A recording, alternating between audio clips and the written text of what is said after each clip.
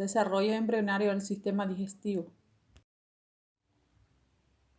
Sistema alimentario. Sistema alimentario es el tracto digestivo desde la boca hasta el ano, con todas sus glándulas y órganos asociados. El intestino primitivo se forma durante la cuarta semana a medida que los pliegues de la cabeza, la eminencia caudal, la cola y las partes laterales se incorporan en la parte dorsal de la vesícula umbilical en el embrión. El intestino primitivo está cerrado inicialmente en su extremo craneal por la membrana orofaringea y en su extremo caudal por la membrana cloacal. El endodermo del intestino primitivo origina la mayor parte del intestino, el epitelio y las glándulas. Allí podemos observar una imagen.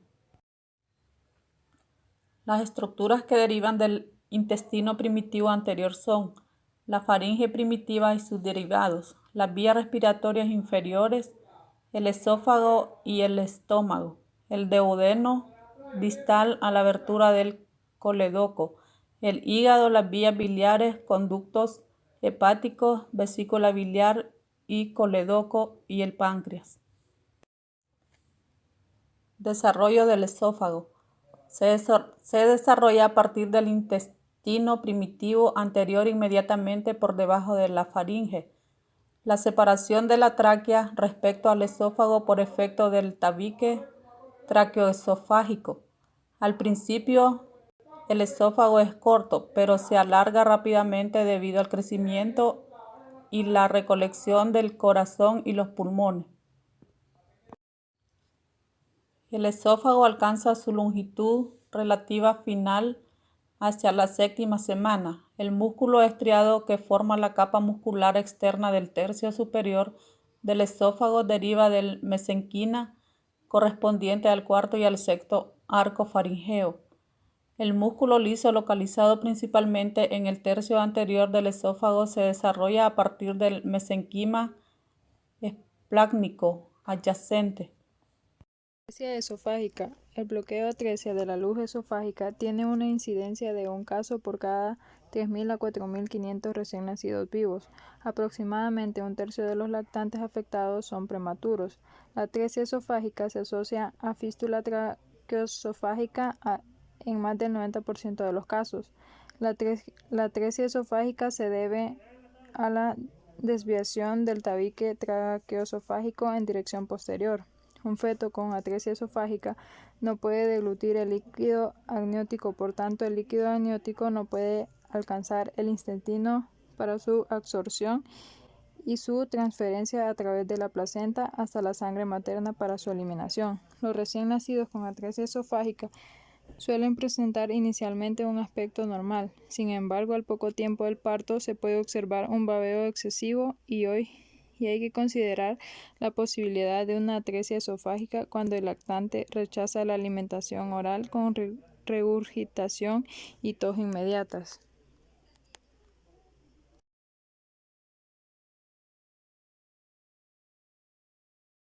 Estenosis esofágica. La estenosis de la luz del esófago puede tener lugar con cualquier punto del esófago, pero generalmente se observó en su tercio distal a modo de una membrana o de un segmento largo con una luz filiforme. La estenosis se debe a la recanalización incompleta del esófago durante la octava semana o bien a la falta de desarrollo de los vasos sanguíneos esofágicos en la zona afectada. Desarrollo del estómago. Inicialmente, la parte distal del intestino primitivo anterior es una estructura tubular. Durante la cuarta semana aparece una dilatación ligera que indica la localización del primordio del estómago.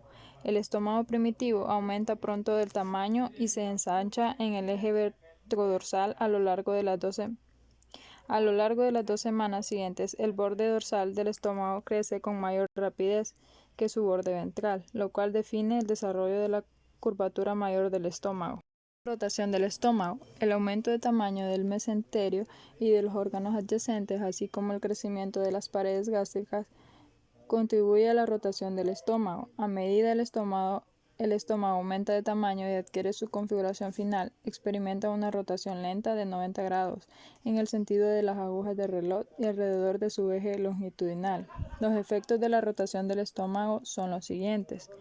El borde ventral, curvatura menor, se desplaza hacia la derecha, mientras que el borde dorsal, curvatura mayor, lo hace a la izquierda. El lado izquierdo original se convierte en la superficie ventral, mientras que el lado derecho original se convierte en la superficie dorsal. Antes de la rotación, los extremos craneal y caudal del estómago se localizan en el plano medio. Durante la rotación y el crecimiento del estómago, su región craneal se desplaza hacia la izquierda y ligeramente hacia abajo, mientras que su región caudal se desplaza hacia la derecha y hacia arriba. Al finalizar la rotación del estómago, asume su posición final con su eje longitudinal casi transversal respecto al eje longitudinal del cuerpo. Del estómago. Este mesenterio se sitúa originalmente en el plano medio, pero se desplaza hacia la izquierda durante la rotación del estómago y la formación de la bolsa omental o saco menor del peritoneo. El mesenterio dorsal también contiene el vaso y el tronco celíaco. El mesogastro ventral primitivo se une al estómago y por otra parte hace que el duodeno se conecte con el hígado y la pared abdominal ventral.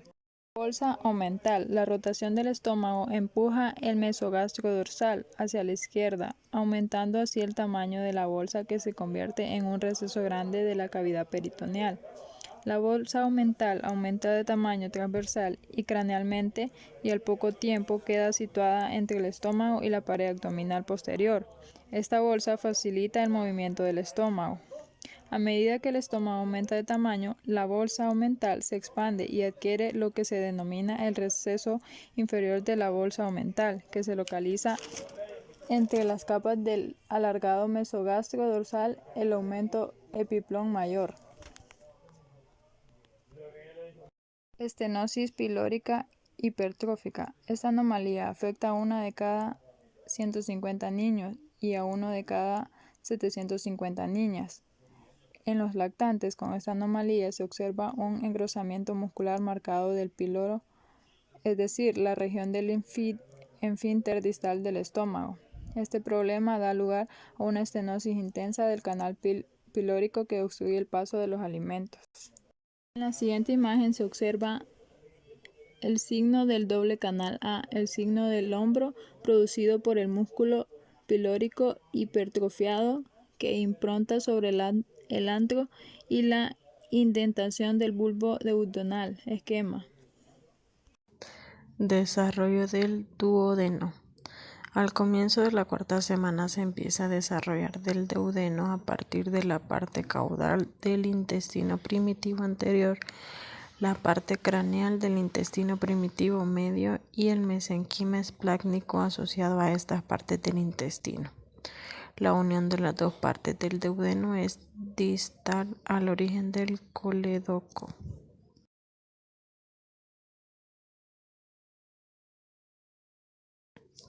Estenosis duodenal. La mayoría de los cuadros de estenosis afectan a las porciones duodenales horizontal, ascendente o ambas. A consecuencia de la estenosis se produce la expulsión del contenido gástrico mediante el vómito. Atresia duodenal. En los lactantes con atresia duodenal, los vómitos inician a las pocas horas del parto. Los vómitos casi siempre contienen bilis. A menudo el paciente muestra distensión del epigastrio a consecuencia de la acumulación del contenido digestivo en el estómago y en la parte superior del duodeno. Se asocia a vómitos biliosos debido a que el bloqueo ocurre distalmente a la zona de la entrada del colédoco.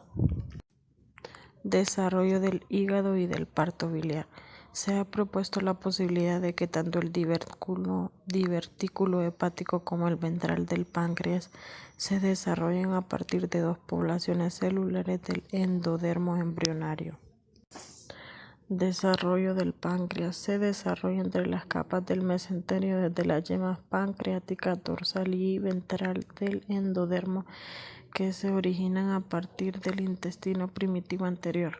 La mayor parte del páncreas procede de la gran yema pancreática dorsal que aparece al inicio y se desarrolla a una corta distancia por encima de la yema ventral.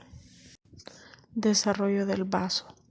Procede de una masa de células mesenquimales localizadas entre las capas del mesogastrio dorsal. Es un órgano linfático vascular que comienza a desarrollarse durante la quinta semana, pero que no adquiere su configuración característica hasta las fases iniciales del periodo fetal.